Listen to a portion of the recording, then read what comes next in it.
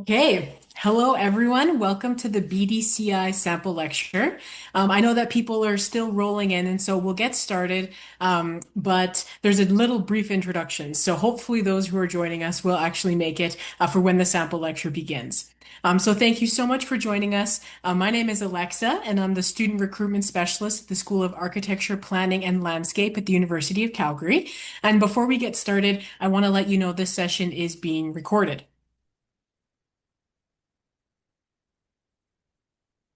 So I'm pleased to share that today we have Ricardo Moya with us. He's an instructor in the Bachelor of Design and City Innovation program, and professionally, he is both an architect and a structural engineer. So before we get into his exciting sample lecture, I want to introduce the School of Architecture, Planning, and Landscape, or SAPL. We're also going to do a brief overview of our programs. We'll do the sample lecture after that, and then at the end, we'll conclude with a Q&A. So if you do have any questions, you think of anything that comes up during the presentation, please send it into the chat.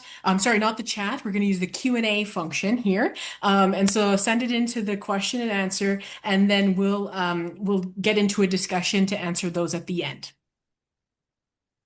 The University of Calgary, located in the heart of southern Alberta, both acknowledges and pays tribute to the traditional territories of the people of the Treaty 7, which include the Blackfoot Confederacy, including the Siksika, the Piikani, and the Kainai First Nations, the Tsuut'ina First Nation, and the Stoney Nakoda, including the Chiniki, Bearspaw, and Goodstoney First Nations.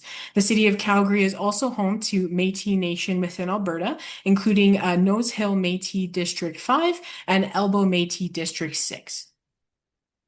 So SAPL offers a distinctly different design school experience. We focus on a rich interdisciplinary design-based philosophy and having an entrepreneurial mindset. So as a student, you become part of Calgary's design community, and that is addressing pressing societal challenges, including sustainability, access and equality, climate resilience, public health, design justice, and community building.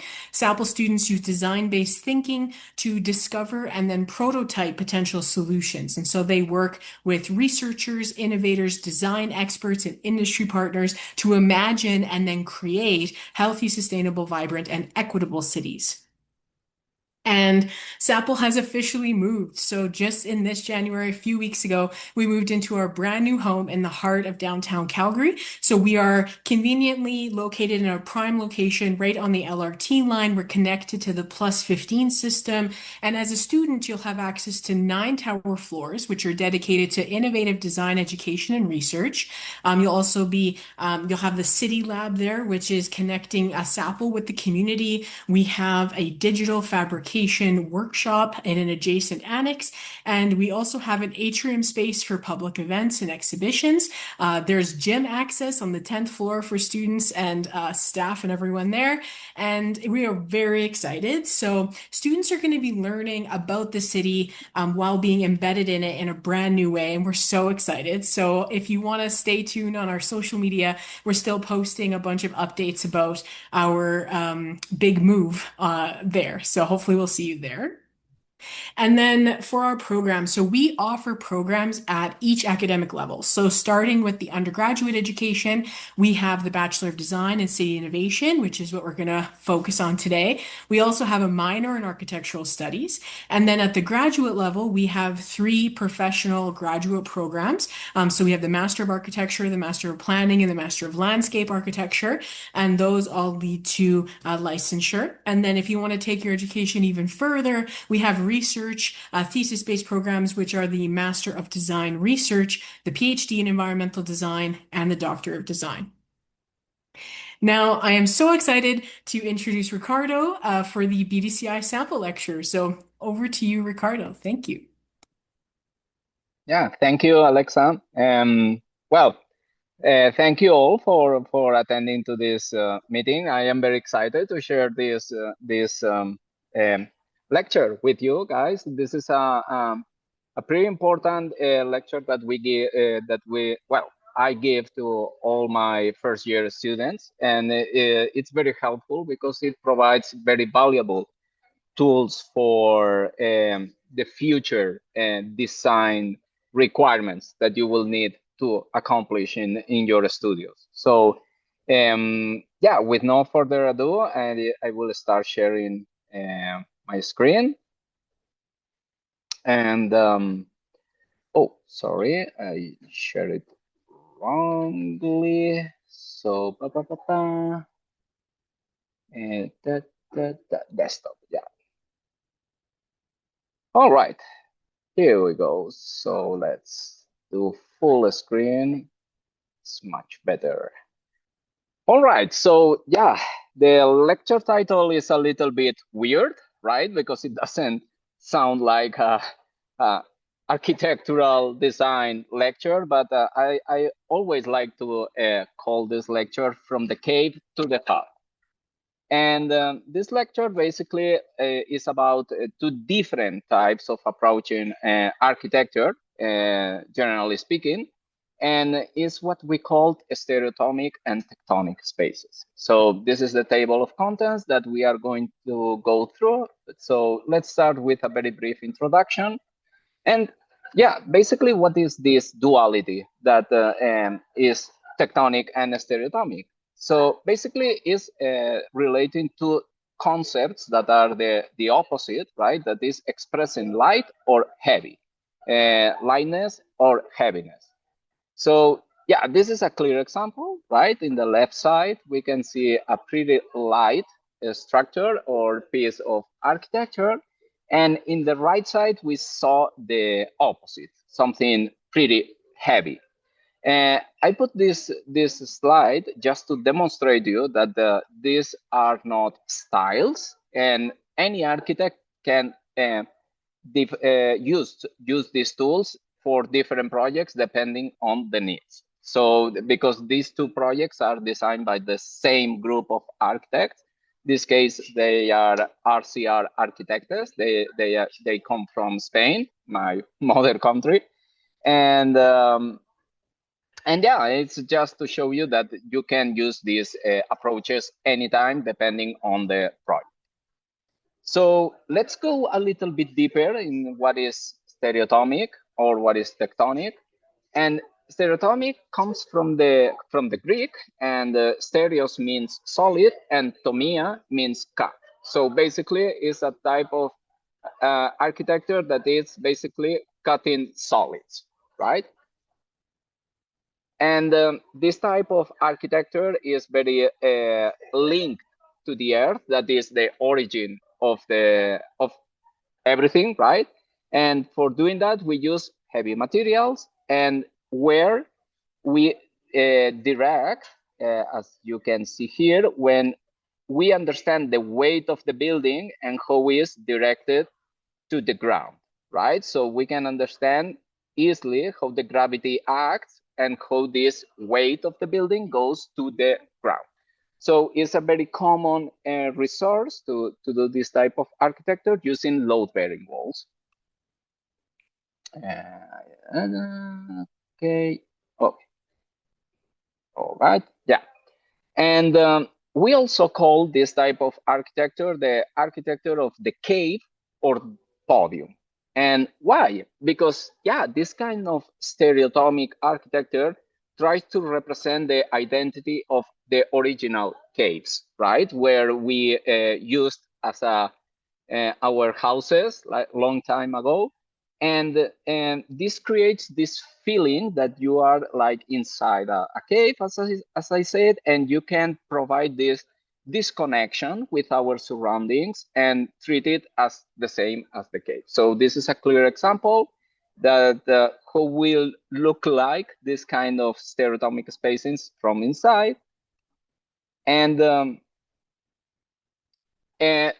we also call this type of architecture the podium because it looks like we are creating, sorry, let me grab my, yeah, sketch. So it's like we are creating a podium that emerges from the earth, right? So it looks like that originally speaking, the ground, sorry, the ground was here, right? And we remove what was extra and leave just this podium, right? So it's like a base that is emerging from the Earth where it feels like is where it belongs. All right. And then tectonic space, what is that? Is basically the opposite. Is a type of architecture that it feels disconnected from the Earth, is like detached. Why? Because we touch the Earth in very specific points that we can call it columns. As you can see here, right? There are specific and punctual points where we touch the ground. In the stereotomic, they were like long lines that were the load-bearing walls. We usually make this structure with light materials, wood, steel, bamboo, etc. And as I say, these resting in punctual systems are as beams, columns, everything that are frames, basically. And we can call this architecture the structure of bars. So we call this architecture, instead of the cave or the podium, we call it the hut or the temple. And why the hut? Because it tries to reproduce what originally in our ancestors lived, that were huts. And yeah, as I said, right, with this type of architecture rests just in a specific point with on the ground, as you can see here, and is composed by bars, right? Everything are bars, right? And yeah, this is clearly, and it's done by light materials, right? In this case is wood.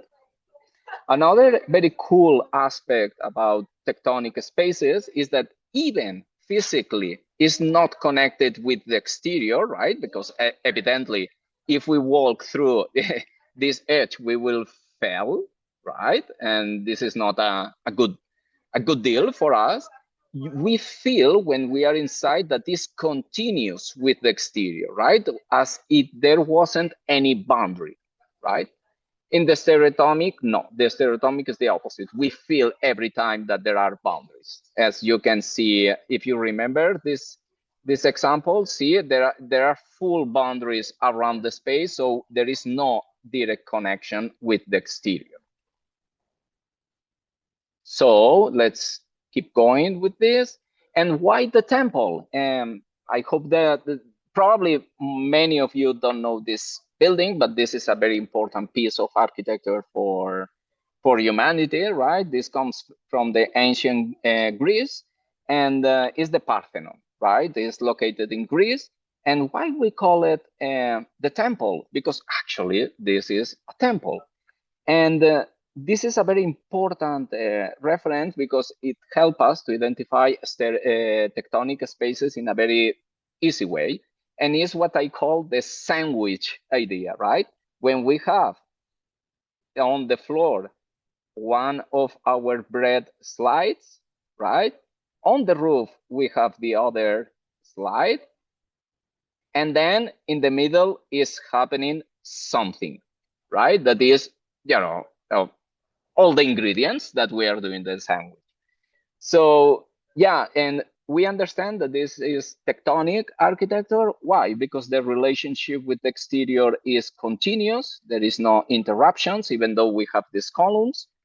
It touches the ground in punctual elements, right? And even though it's made with a very heavy material, that is the stone, the conception is still tectonic. Why?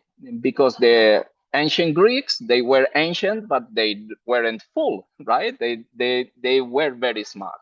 And they wanted that these temples endured like very long time. So they couldn't use wood or bamboo or other materials, light materials, because they are very temporary and they stand like they last very short periods of time. So for the reason, they try to make a tectonic space with a very heavy material, and they succeed, obviously.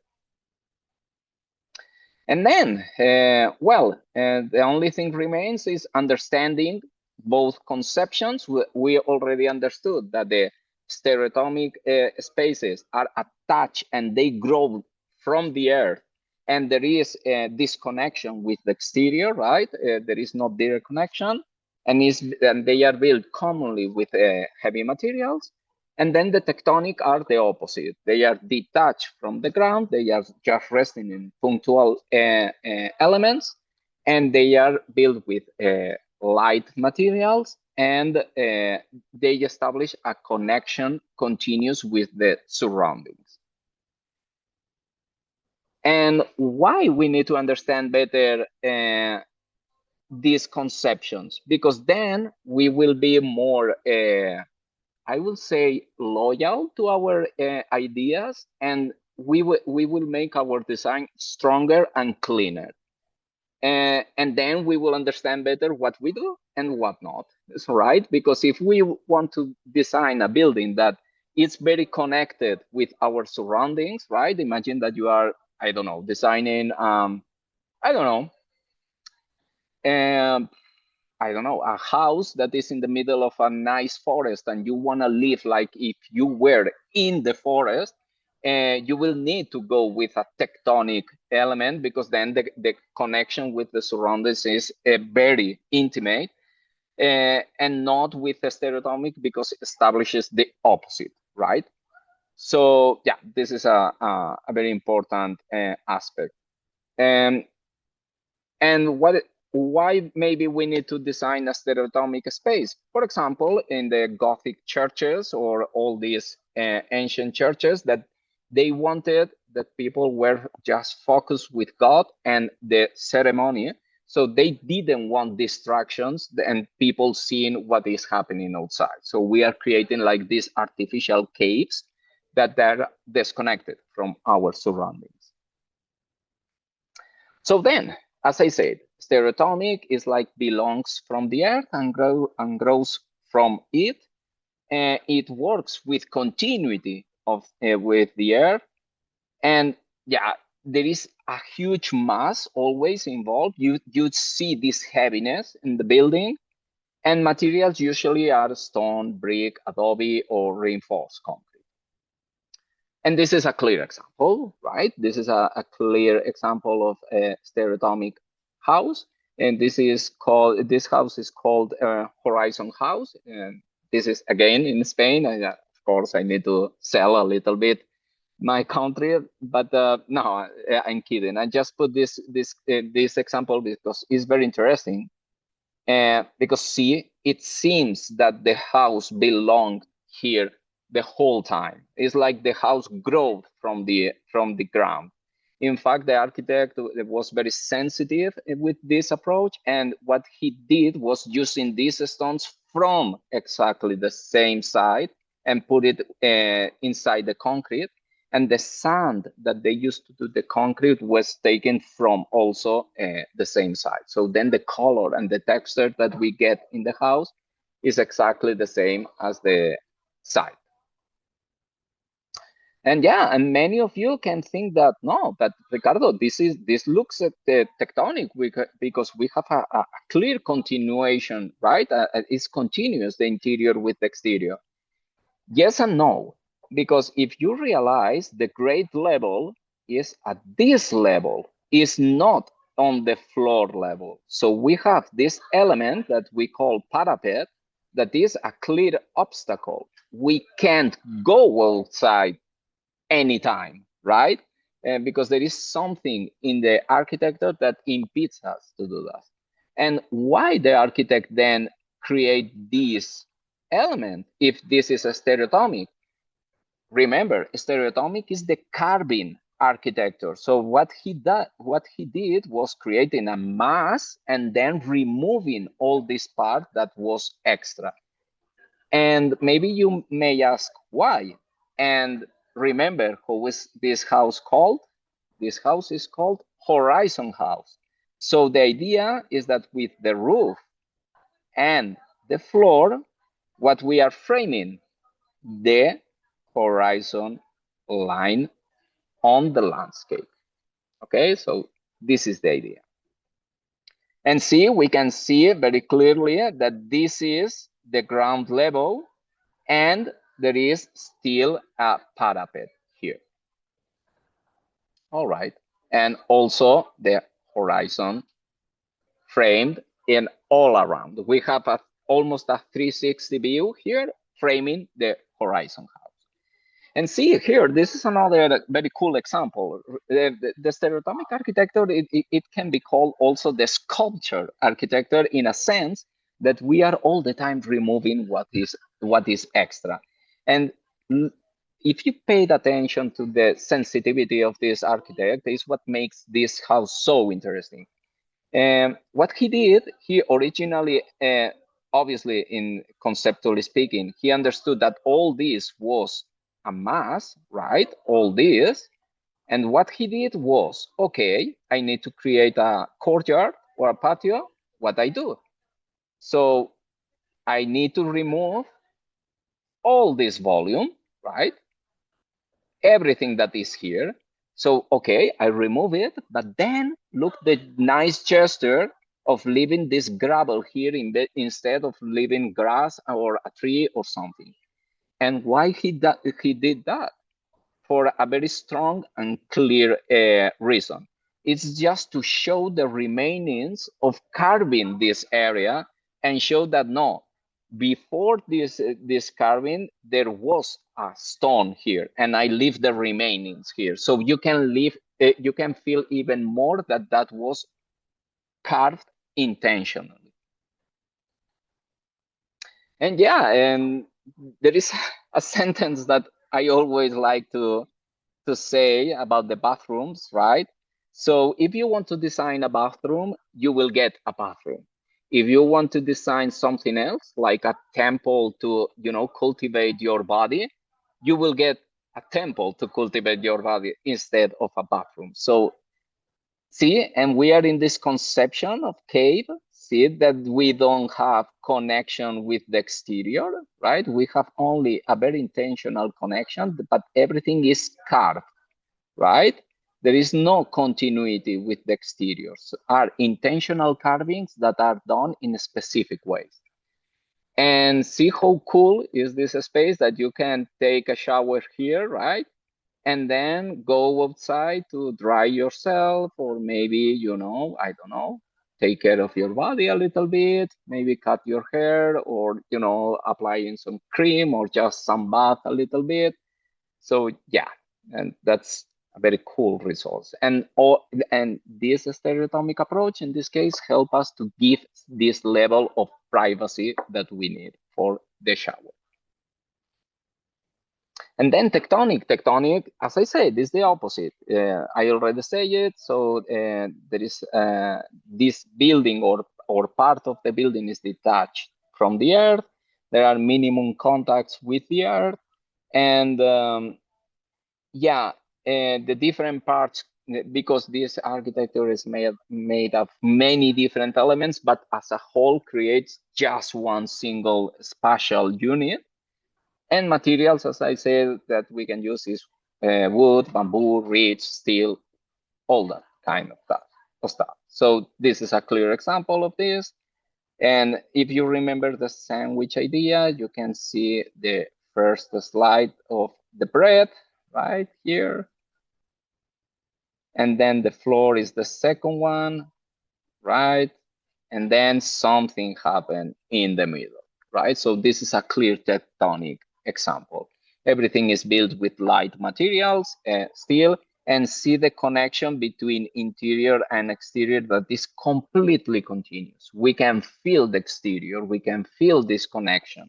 There is no obstacle. So see, you can even blur all the boundaries of what is interior and exterior. See, again, you can feel how the bedroom belongs outside or the outside belongs to the bedroom. And this is a very cool experiment just to test your perception of what is inside and outside. So everybody could agree that this living or this guest living room will end here. But again, how the continuity is so strong, we can expand this living room just moving this table here, right? If we move this table here, oh, sorry, right? And we put a chair here,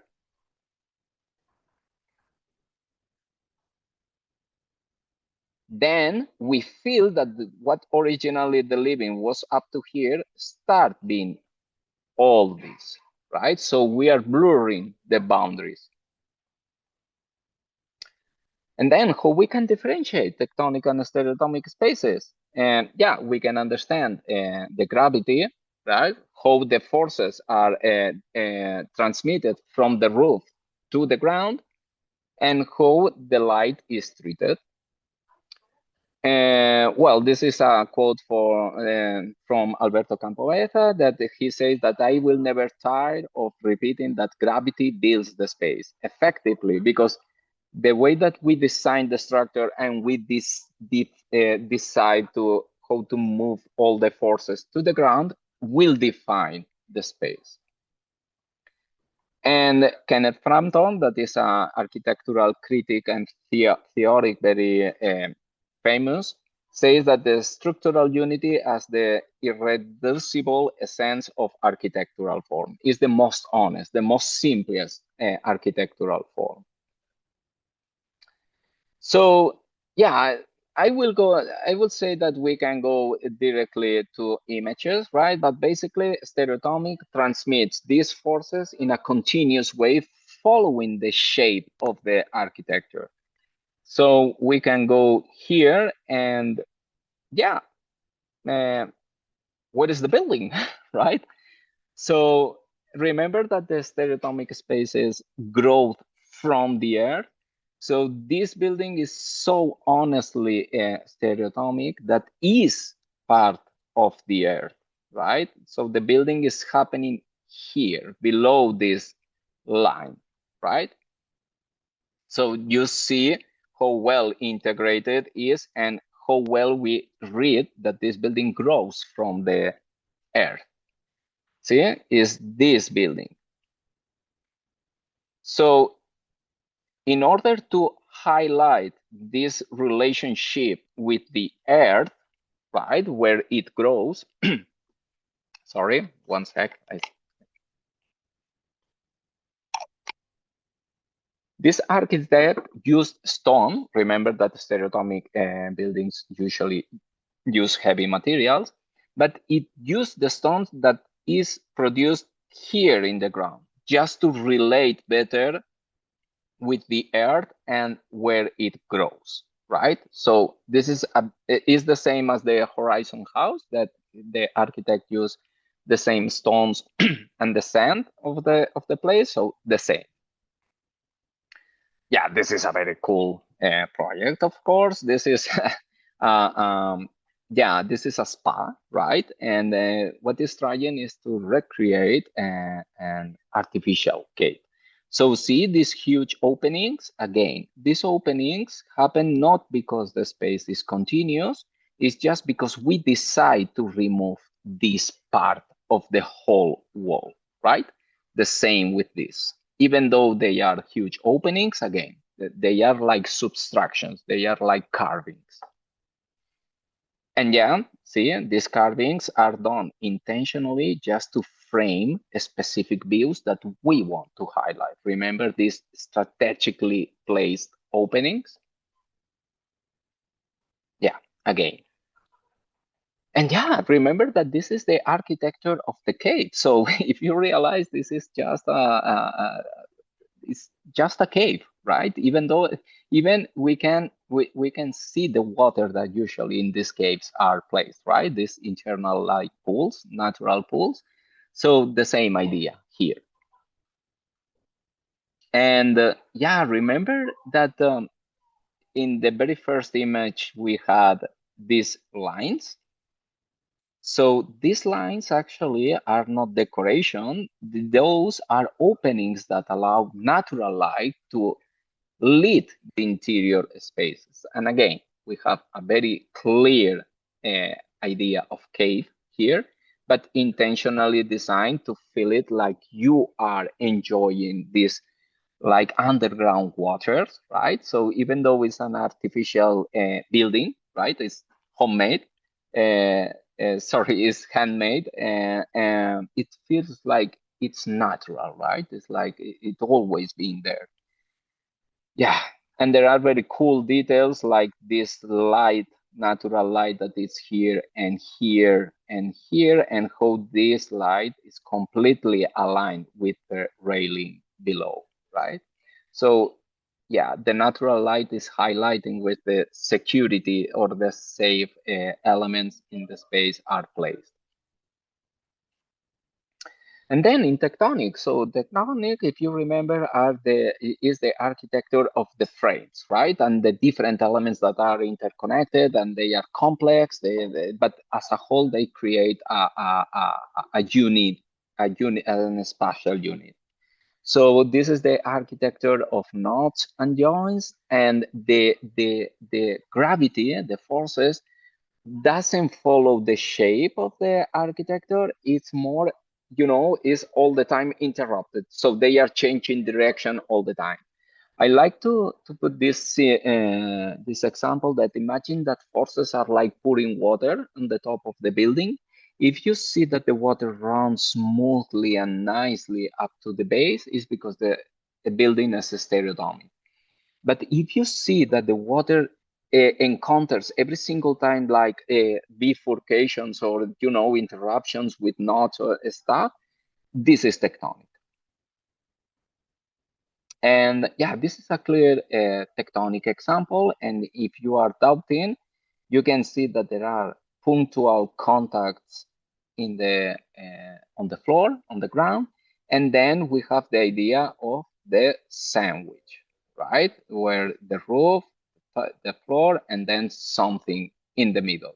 Even though this is fabricated with heavy materials, it expresses the stereotomic lightness.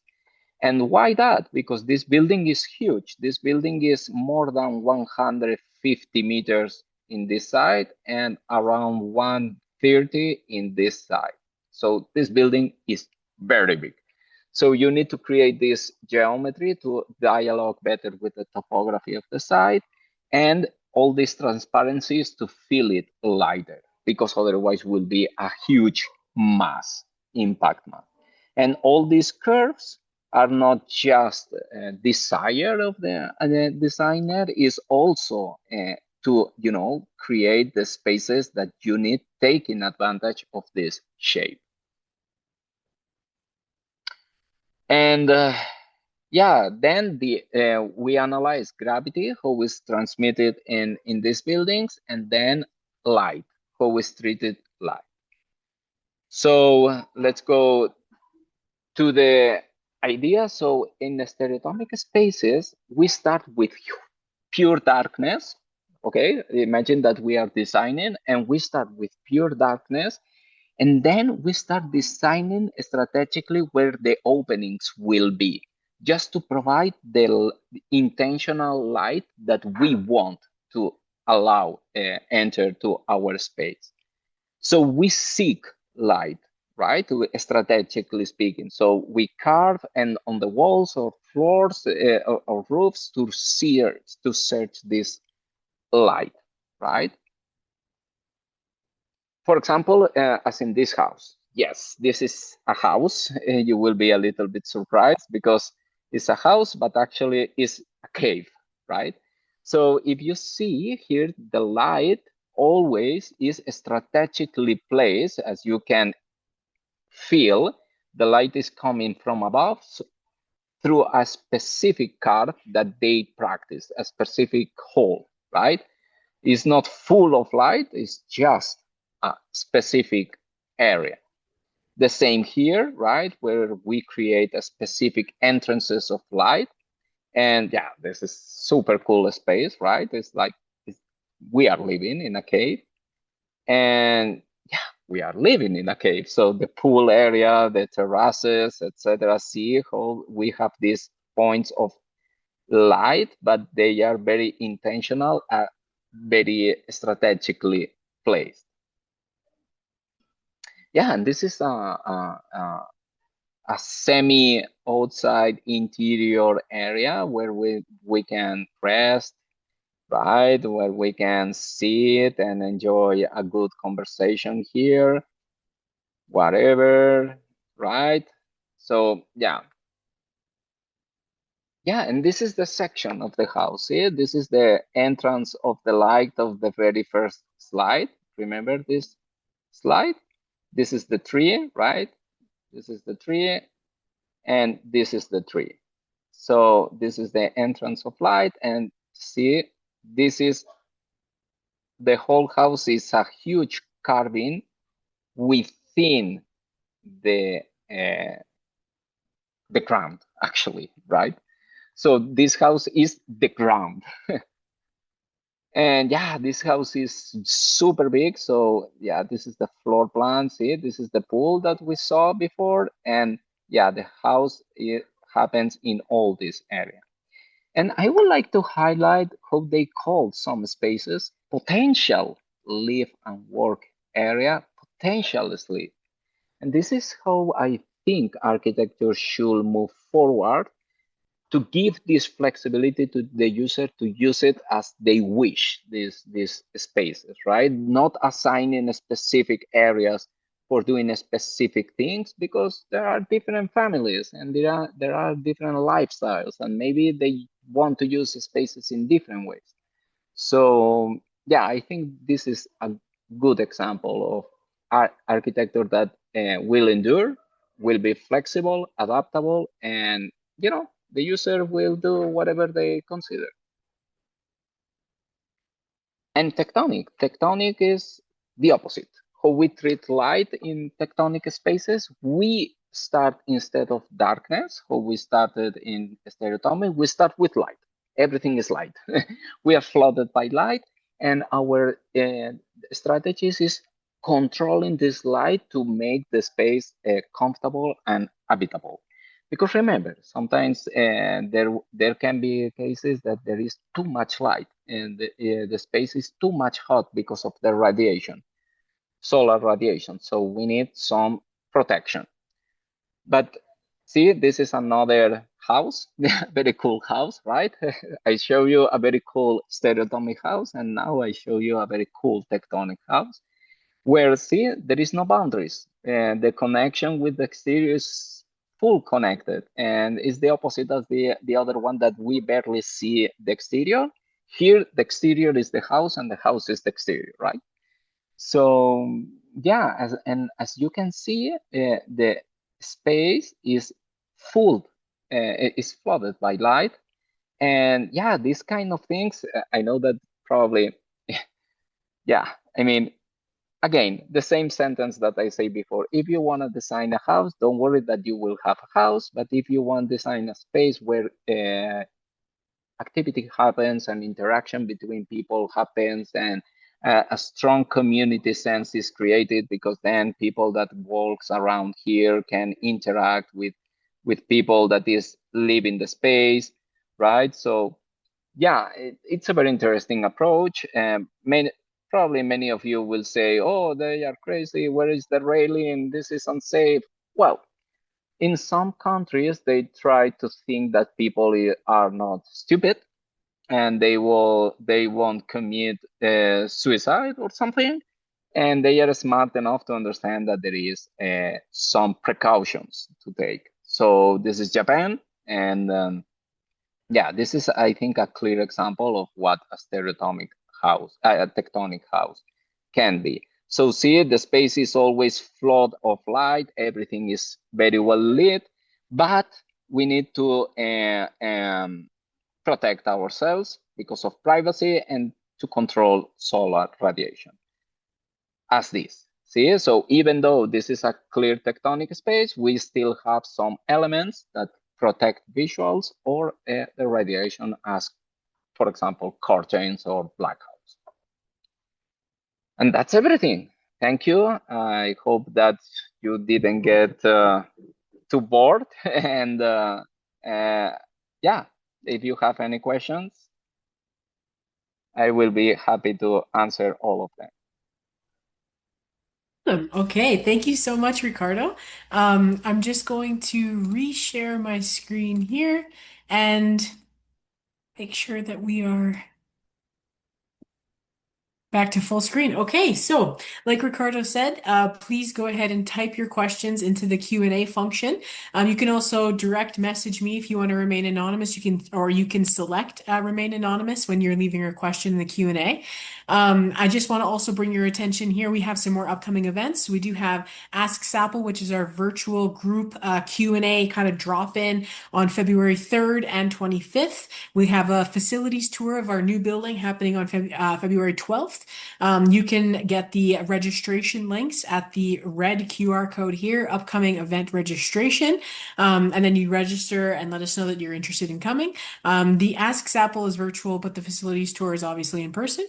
If you do have any questions about admissions or application questions for the Bachelor of Design and City Innovation, you can contact the central recruitment team. So I do have a link there to the central recruitment team. It's also in the chat, but you can scan the orange QR code there on the top, and that'll send you right to them. If you have program related questions in between these events and you want to know more about how the courses or the curriculum for the BDCI works, you can always email us at undergraduate@sapple.ucalgary.ca. All right, so I'll leave that up and hopefully you can still see it. I do have some questions here in the Q&A though. So, Ricardo, this one's for you. Any examples of the two types of kind of architectural buildings that you discussed this evening in Calgary? Yes, actually, I think that this is a very good question. And yeah, for example, this building, our new home, it will be a clear tectonic example. See, if you can see it, this facade, it creates this continuity. Now you see myself reflected here, but if it was daylight, you will see the exterior, and you can understand the floor, you can understand the roof, and how they can extend to the exterior. So this is a clear tectonic conception of the space. And yeah, I mean, most of the skyscrapers or tall buildings that we are building in Calgary could be considered tectonic. There are some that are a little bit more confusing. But stereotomic, I think next question is the new library. Well, central library is the same as new library. I Yeah, think the so. new library Yeah, downtown. Yeah. yeah. So the new library actually is a very clear stereotomic example, and I'm glad that this person bring this example, because these architects are very, I will say that they are one of the best design firms nowadays, and they are Scandinavian, Snohetta, they are called.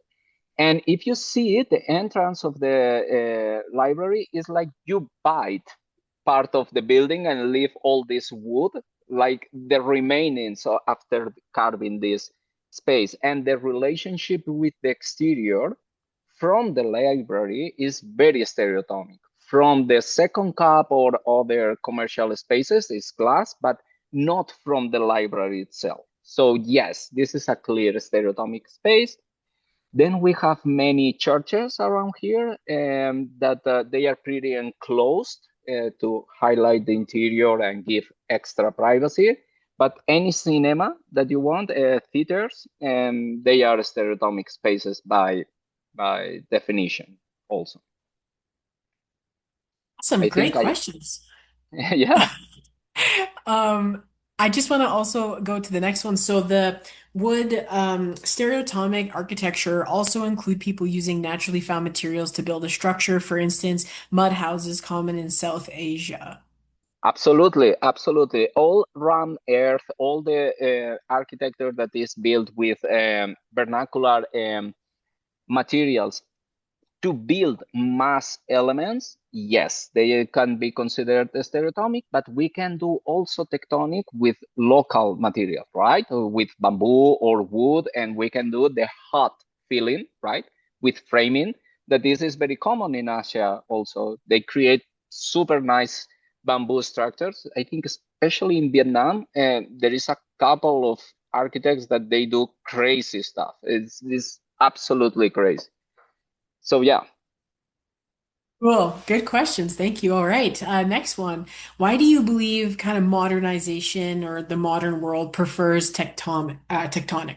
Oh my God, I would love to have this person as my student because he or she, I don't know, they are challenging me a lot. Yeah, this is a very good question, and it's related to, I would say that there are more, but I want to simplify my answer. Two aspects, I will say. One, yeah, industrial revolution change and the conception of constructions, right? So it's faster and safer to build under the tectonic premises because we can control the production of repetitive elements. So we can create 100 columns made of steel exactly the same, much faster and safer. We can guarantee that these columns will behave in the same way. And on the other hand, we can build also stereotomic spaces under this conception, but it's a level up complex that I will promise that everything makes sense. But yeah, I understand your question, and everything is moving there basically for material efficiency and construction.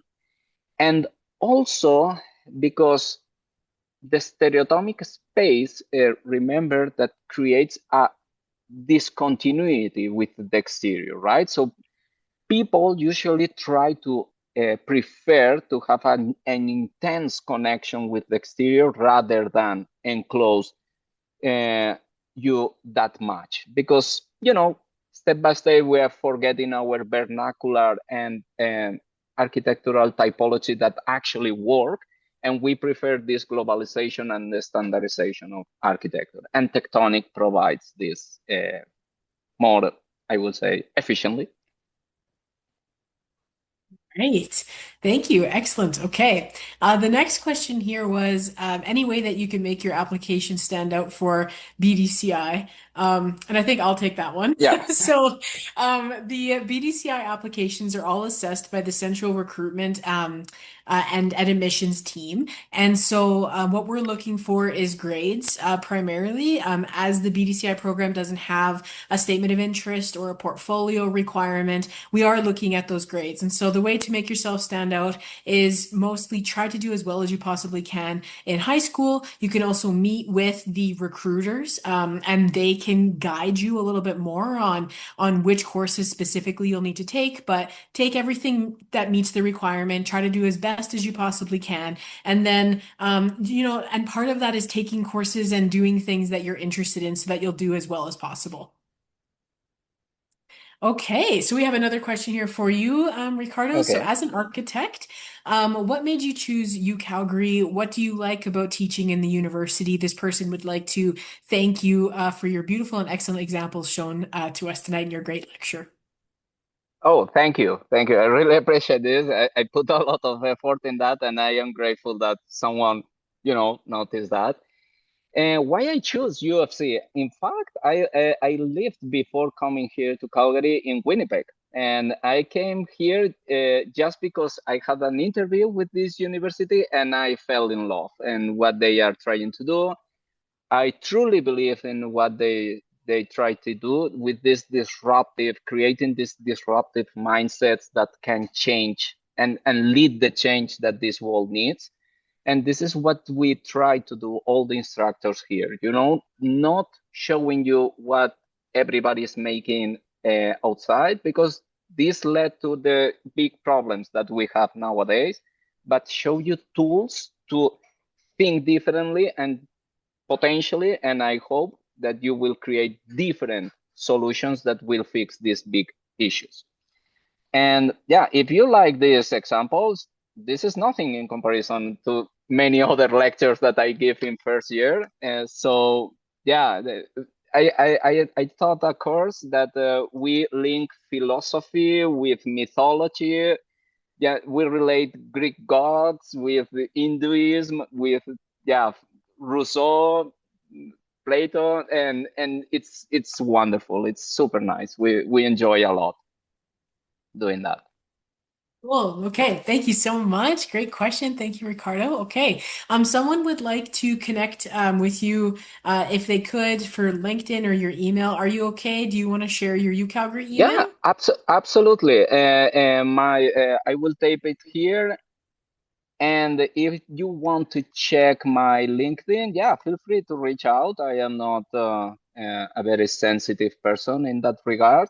Well, but keep it professional and, and be nice with me. I will be nice with you, but, So this is my email. Feel free to reach out. And my LinkedIn is, you can find me by Moyark, and you will see a very cool picture looking downwards, because I am also a professional photographer. So yeah, I have a pretty weird mix here. So yeah. Okay. Thank you. Okay. So this person has said a crystal palace. Would you say that's one of the first concepts of tectonic or modular design build? That's a very good question. Also, well, not one of the first, because remember that we have the original ancestral huts that were also created with under the tectonic premises with wood, right? But actually, this is the very first of, yeah, is the, I think if it's not the first, is the biggest building made with steel under the conception of tectonics. So this will be the very first modular using steel tectonic building. Yeah. Hey, awesome. Cool. All right. Can a building be both stereotomic and tectonic at the same time? Yes, and I missed to put a clear example. Imagine that we are doing a base, right? That is very stereotomic, very solid, is emerging from the earth. But then in the upper part, we decide to create a mirador, something like very light, and we do all glass and then a roof. You are overlapping a tectonic space above the stereotomic base. If we have 1 minute, I can share this Yeah. image. It's super clear. I mean, and it's a very good question also, again. Uh,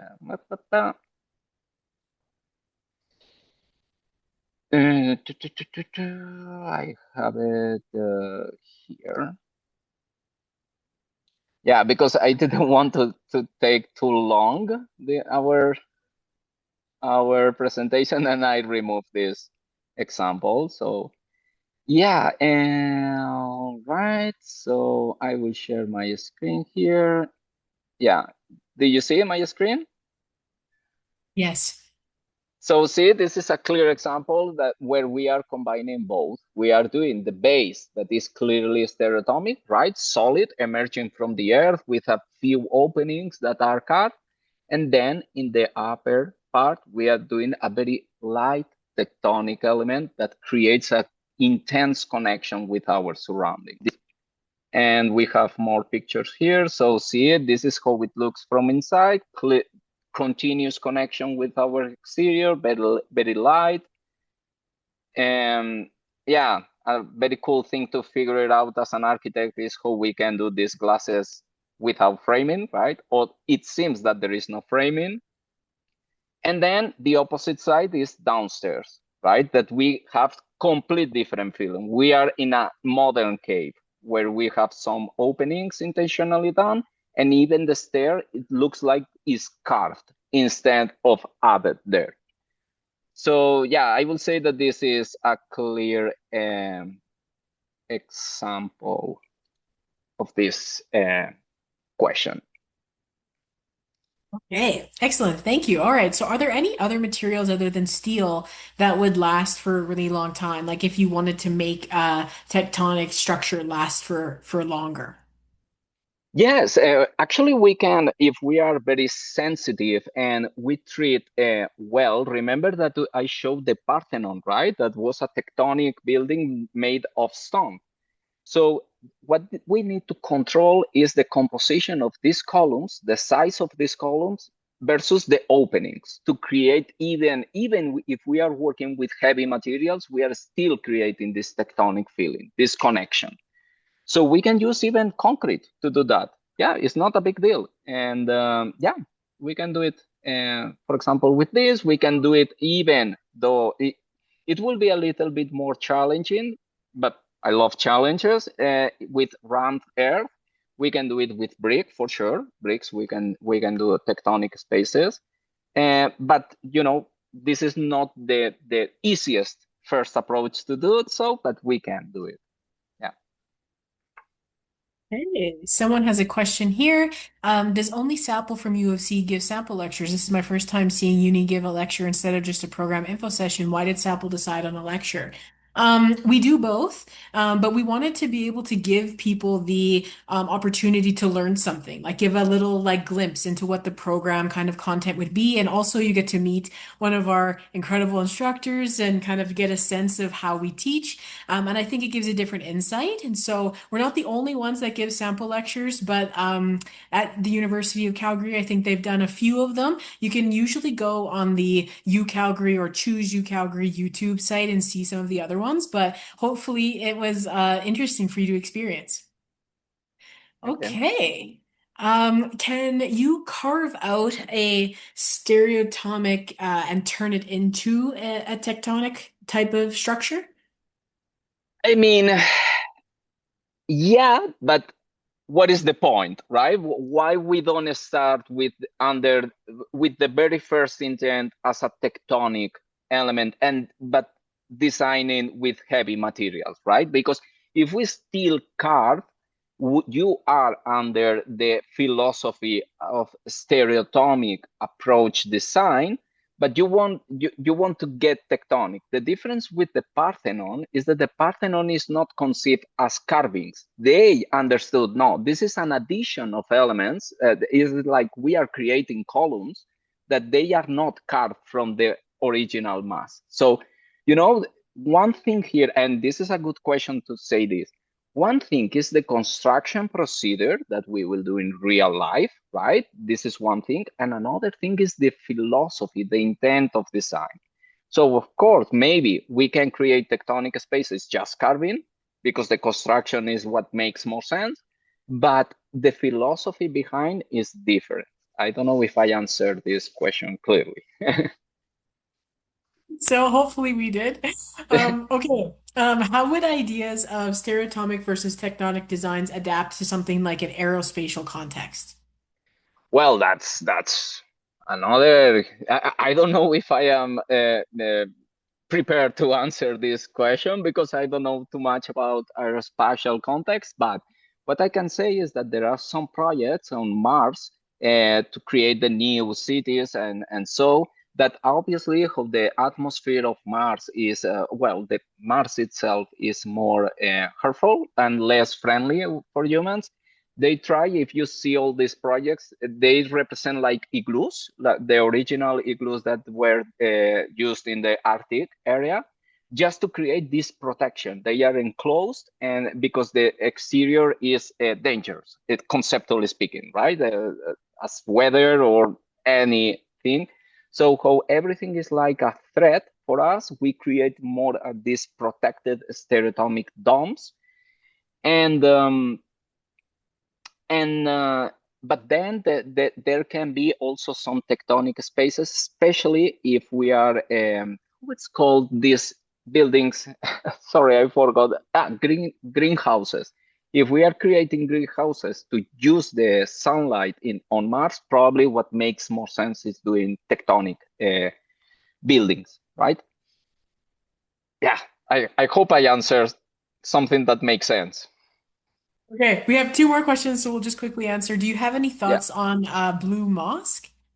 I mean, I think Blue Mosque is one of the most beautiful pieces of architecture in the yeah in my area, right? Because it's not only Spain, it's also Africa and all this area, and I feel very related to the all the architecture of mosques and all this area. And yeah, I think that if I am not wrong, because maybe I am confused with other mosques, I think it's a very clear stereotomic idea. Let me just Google it like super fast because I don't want to give a wrong answer here.